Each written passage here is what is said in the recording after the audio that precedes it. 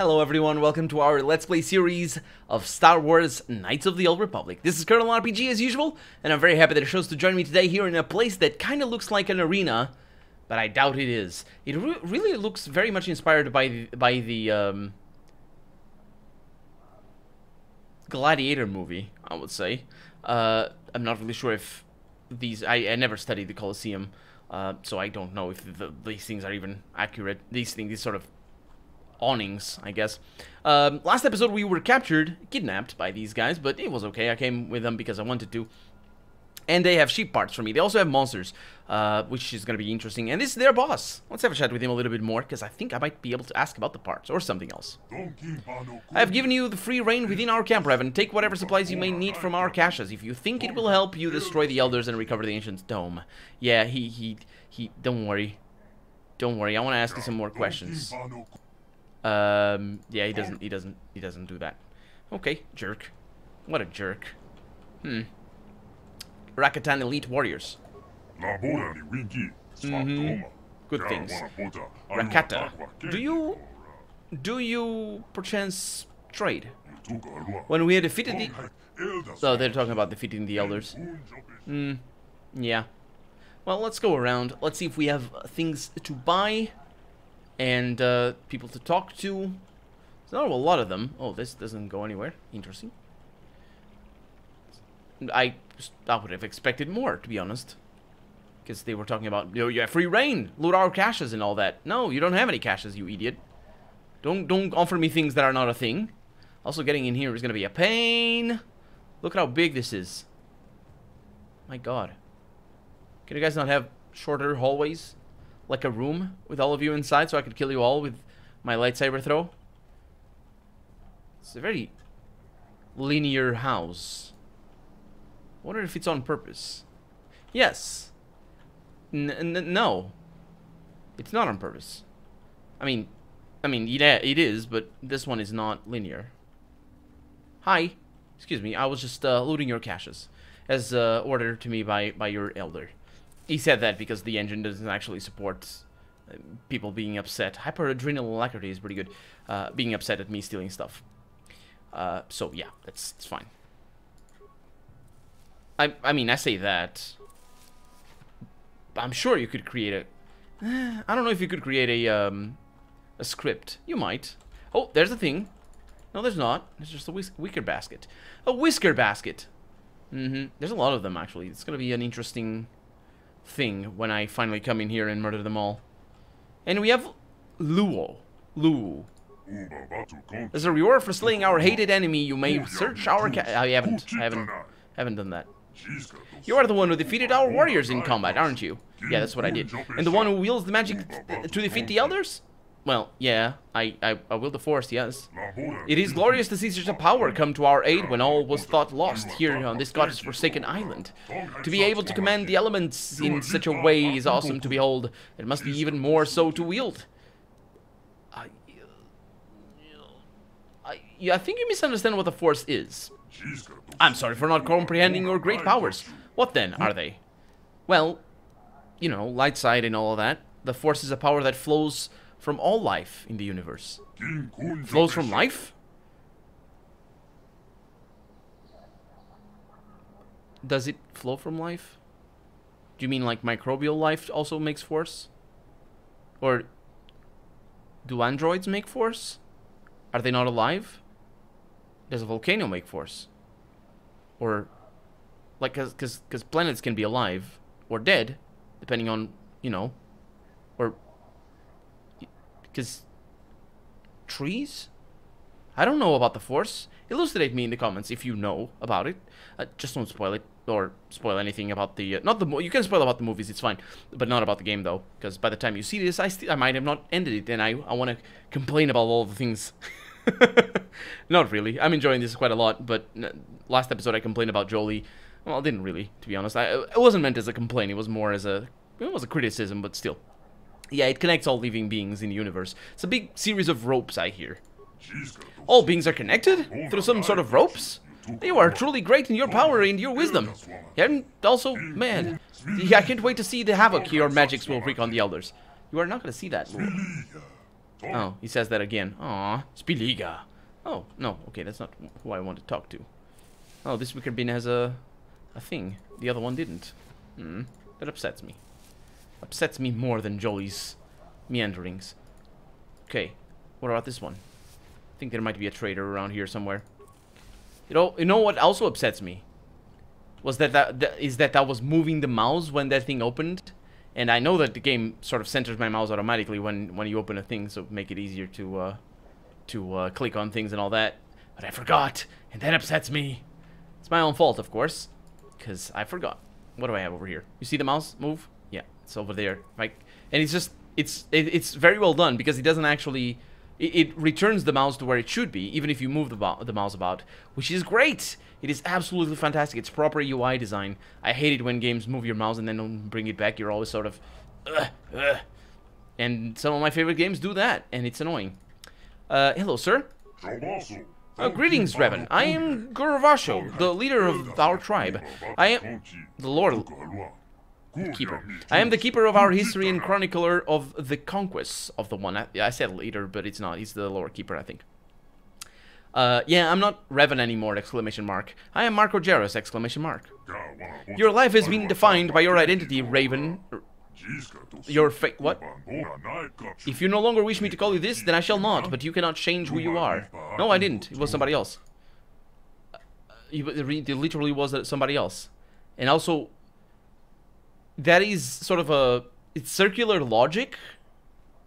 Because it's not, you can't, well, it's circular logic and also completely unfalsifiable. But that's more just the fact that it's an opinion, so you can't change who you are. Yeah, but it's circular. So like, what proof would you be able to possibly come up if it weren't the case that you could change who you are? What proof would you what definite proof would you present to say, make it a case of, oh, see, you can change who you are because look at that. It's like he's literally saying that when faced with Revan, who has changed his identity. If Revan is not an example of somebody who's changed who he is, then who else is, right? So there's no, what I mean is there's no definite proof. It's all a matter of opinion. But more importantly, it's circular logic. Because you can simply attach the who you are to the action of change. And by changing yourself, you're defining yourself. So you never really change yourself because you are capable of changing yourself. But that also defeats its own argument because it wasn't me. I didn't change who I am. Somebody else did. So it didn't. Somebody else's action didn't define me. You know what I mean? Maybe you don't. It's fine. I'm crazy. Don't. It's fine. It's all. You know me by this point, so it's fine. Let's see. A person. I'm probably gonna go with the exclamation marks things here. Yeah, let's go with that. A person decides their own fate, exclamation mark. As you will. I know better than to argue with you when you have set your mind to something. You can't really argue. It's just a matter of opinion as it was. I mean, I guess you can argue opinions as well. Do you not hate me for leaving your people before, even though it wasn't me who did it? It does not matter to me what path you chose. History flows in mysterious ways, and my task is only to witness and remember which course it takes. Your actions then, as now, are memories to be passed on to future generations. When you are dead and gone, your memories shall remain with us. Except if you are dead and gone, it won't, because that's probably what's going to happen. Because I'll come back after not... I'll come back. You'll see. I need to talk to the elders, though, before. The elders are probably going to be like, hey, so those jerks, they want us dead. They've been killing us for years. I hate them. Go kill them, please. Because I want to have my tea in peace. And I'm like, your tea? Can I have some? And they're like, yes, but not the biscuits. And I'm, okay, I'm killing you now. And that's that. Can you tell me of the history of your people? What of our people would you like to know? Yes, I would. In the times before our most ancient histories, there was nothing you could call the Rakatan people. There were unintelligent proto-Rakata wandering the surface of this world. Well, that's very demeaning. There were Rakata as well. Why are you calling them unintelligent? Spawned from the womb of this world, they were gifted with the brilliance of thought, but not tempered with the wisdom to use it. Again, You are just... This is what Jolie was criticizing.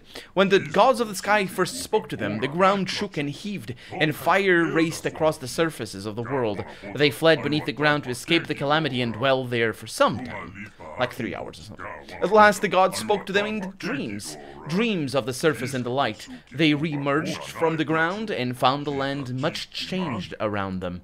Gone were the plains and valleys they had known. Instead, there were islands, stretching across the breadth of the world. The world had been remade for them by the gods of the sky, and they gave thanks in fear of gratitude. In fear of gratitude, that would be interesting. How would it even begin to, like, that would just complete misread right there. So how did your people come to be? In the time before our most ancient histories, there was nothing you could... Oh, no. That's good. What about the gods you mentioned? You mentioned gods of the sky? Oh. Well, it's not very subtle, is it? But have you figured it out? Have you figured out what happened? The world is ruled by the gods of the earth and sky, both living and dead. When the sky gods remade the world, the gods of the earth who had sheltered and protected the Rakata were gone. Whether dead or asleep, they have not been heard from again. Nor do the gods in the sky listen to our pleas any longer, although we can still see their lights gleam in the heavens. So we mortal Rakata are left here to our own devices, to make the future we demand for ourselves. Well, it's very noble of you, I guess, but you are really idiots. Well, they're not. I mean, they should be. They are. They should know what the gods are, because they fall from the sky. They're talking about the Sith, I imagine. And they probably bombed the planet. So yeah, not very subtle, but it's cool. It's cool. So what about your first civilizations, the ones that were unintelligent and unwise? Back in the days of the First Awakening, when our people rose from the ground and brought the light of civilization to our new world, our people spread far and wide across the islands. Among these people, there were some that rose to greatness. On the largest islands, Rakatans of vision and forethought, who built great monuments to themselves and their leaders. But these cultures did not know their true strengths. They did not draw upon the knowledge of their past to feed their present. Of course, these cultures, with their centers of learning and their great temples, collapsed in riots and chaos, burning their cultures from the world in an orgy of violence. It was 1,000 years of darkness before the light of the First Empire rose upon the blood of the past. 1,000 years. Well, timelines can be very... Yeah. So, go away! Shoo! What about the first civilizations? I think it might have been what I just asked. Yep. Gao Bonabucha. What about the first empire? With the first civilizations of our people destroyed, and chaos and anarchy sweeping the islands, it seemed that a time of darkness had descended upon us that would never end. But a strong nation of survivors yet endured. On one of the smaller islands near the equatorial regions, they had not forgotten the oldest traditions, those learned from the gods of the earth while we dwelt beneath the surface. Taking the knowledge of their elders and passing their wisdom and skills on to the next generations by eating their flesh, they built a culture unrivaled throughout history, greater even than your vaunted republic. Ugh. Gross. For millennia, this empire stood, uniting the many islands of our world into one cohesive whole, each generation passing its strength on to the next, to the one that followed. But fate was unkind to these great Rakata, these first one of our kind to rise above savagery and create a true, lasting civilization. Yeah, you guys seem... the undertones here are pretty obvious, and I shouldn't be surprised considering... You know, these guys are jerks. But, yeah. So, what happened to the First Empire? Our skin had been hardened and turned black from the time of our people spent beneath the surface, which is actually weird because it usually be the opposite of that. But always at the fringes, because that's how fish are, but always at the fringes of society there were rumors of those of other colors who survived above the surface while we dwelt below. We can pinpoint no direct cause for the collapse of the First Empire, but it was swift and total. What had taken centuries to build and was maintained for thousands of years disappeared within 10, perhaps 20 years. We, for the ancient cities we have examined, there was much fighting and death, as well as fires that burned bright and hot enough to melt the stones of their palaces to glass. Also, in shattered fragments and records, we have heard of a people being found. A people unlike the Rakata, but taking our form, we waged a monumental war that tore civilization apart. What this war was, or who those beings were, we do not know, but they are the demons of our legends now. We believe them to be gone, wiped out in that vast conflagration, but we cannot know for sure. Well, I'm gonna find it all. Don't worry. If you're telling that, it's just set up and pay off later. So, what about the One?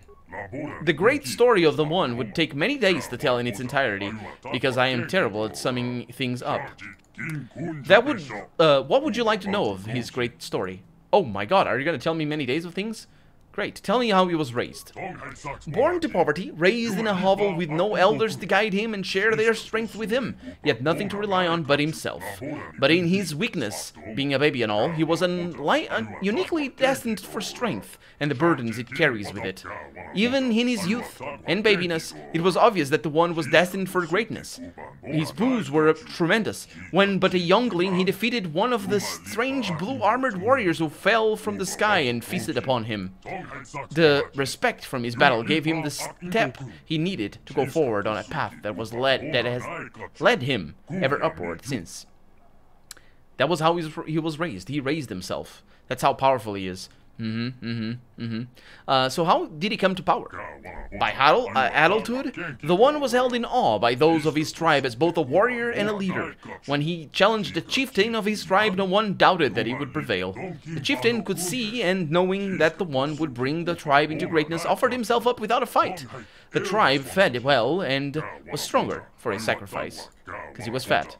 Under the leadership of the One, his tribe conquered all others on the island, capturing and subduing their warriors, feasting on their chieftains, and growing his own army at the same time.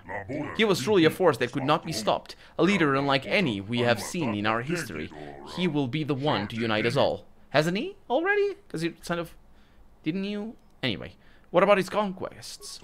After he had conquered his own island, and his army had grown to a large size, he turned his eyes towards the nearest other islands in the archipelago. With each island that fell to him, his army grew stronger, his wisdom greater, with each chief that's why the other ones didn't return. With each chief given up to him, and his vision of a future for our people brighter. Before long, he had conquered every island in a month's sailing, and had armies expanding in every direction. It seemed that nothing would stand against him then. But we heard of the temple of the ancients here, and his forgotten island at the edge of the true sea, and the One was intrigued. It was a place of power, to be sure, and none could doubt its significance. Driven by portents and omens, we came to this island with 1,000 of his finest warriors. And here we stay. We cannot leave while the temple stands unopened, but we cannot enter while the elders stand against us. And the One sits each day brooding on the fate that has led us to this impasse. It's not an impasse, it's just you suck at sieges. Okay, I'd like to know something else. No, I wouldn't. Yeah, I will see you later. If you must, I shall remain here as I always do, listening to those who wish to speak. And remembering, you're also not listening at all. I gained a bunch of experience from talking to you, so that's great. Don't you shake your fists at me.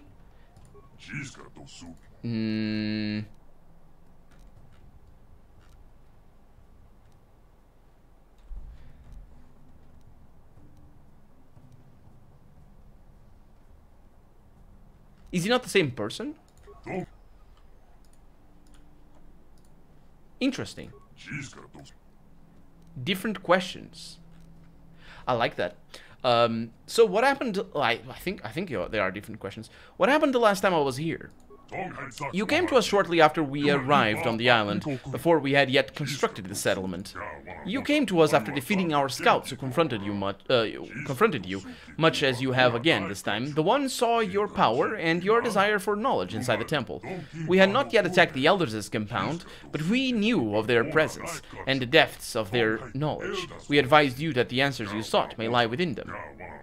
or with them. We made a pact, an agreement, that if we could reach their compound together and take their secrets, we would do all we could to help you enter the temple as well. Then you found a way into the Elders' compound, and we never heard from you again. You jerk. Yeah, that kind of leads credence to when the one said I had betrayed them, or maybe I said I had betrayed them, and asked him why he didn't mind that or anything. So tell me about the temple. It is a large structure, the like of which we have seen on no other island anywhere. Its architecture resembles our own, but on a vastly grander scale. We believe that it may have been built in an age long past by our forebears, but none can understand it now. The Elders may hold the key to it, but they will not divulge it, and we cannot take it from them by force. The One believes that this temple may bring him the power to unify the entire world beneath his banner. The nature of this power escapes me, but I cannot deny his vision. The barriers around it keep us from entering. The power of the Elders seem to draw upon it, and we can see strange objects rise from it into the sky regularly. Oh, dang it. It's Sith, isn't it? Is it? It's Sith. Is this Sith architecture? Strange objects, you say? Objects come and go from the far end of the temple frequently. We do not know what manner of thing they are, but we suspect they are like our boats. Boats that ride on air. If we can put two and two together. If we could make these boats our own, nothing would escape our grasp. How are you prevented from entering? There is a strong barrier of light guarding the front entrance of the temple. We cannot breach this barrier. Our attempts to go around through other entrances have also met with failure. No one has tried to enter the temple through our other means, or traveled to the island at its far side has ever returned. No one who has tried to enter or travel to the other side of the island has returned. How is the Elders' power similar? When we tried to assault the Elders' compound, we were met by defenses of caged lightning and beams of light that cut warriors in half just by touching them, or turned them into charred meat in an instant. Many warriors died there, their bodies forming a new wall of the Elders' defense. The temple, too, uses light, though this time as a shield to block us from entering. We believe they may be connected somehow. And I think he said that already. Yeah. So I must go now. There was something else. Tell me of the Elders, tell me of the temple. Do you know anything about other survivors? Other survivors? You mean others who have crashed into this world as you have? Yes, there have been others. Others who wield powers like yours, whose weapons spit fire and light. They have killed many of our warriors, and we hunt them down as we can. Perhaps there are some among them who would prove useful, but we cannot take the chance of that in our lessened state. He actually makes it sound very reasonable, which is good in the sense of writing, because I'm sure he wouldn't. I mean, I don't see him as a necessarily evil person, although he's scum, but, you know, more as a consequence of his society than anything else. So you're a lore master. What do you do? Memorize books? The position of lore master is a sacred and respected one among our people. We are the keepers of history, the ones who pass down the traditions of our people. I am here to chronicle the conquests and achievements of the One. I have followed his exploits for many years, and yours as well. Mine? Well, when last you came to this island, the One had just arrived with his army. We spoke then, as now, and you told me of your travels and stories about the worlds beyond ours. You spoke of the magical force you wielded, which gave you power over the elements. But then you left us and went back to the stars, never to be heard from again. We wondered what had happened, what could have gone wrong, but could do nothing against you, or the Elders.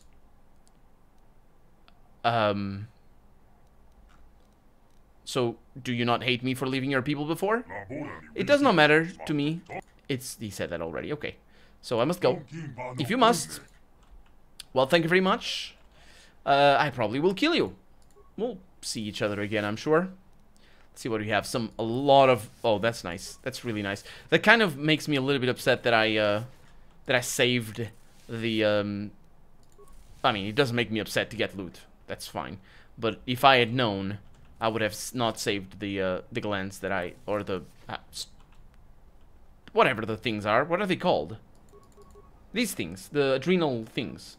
They're just called adrenal, so that's sort of, adrenal is like, whatever. How do we leave here? Hiccups. I think it's through there. Good, I took the right path. I didn't know where to go.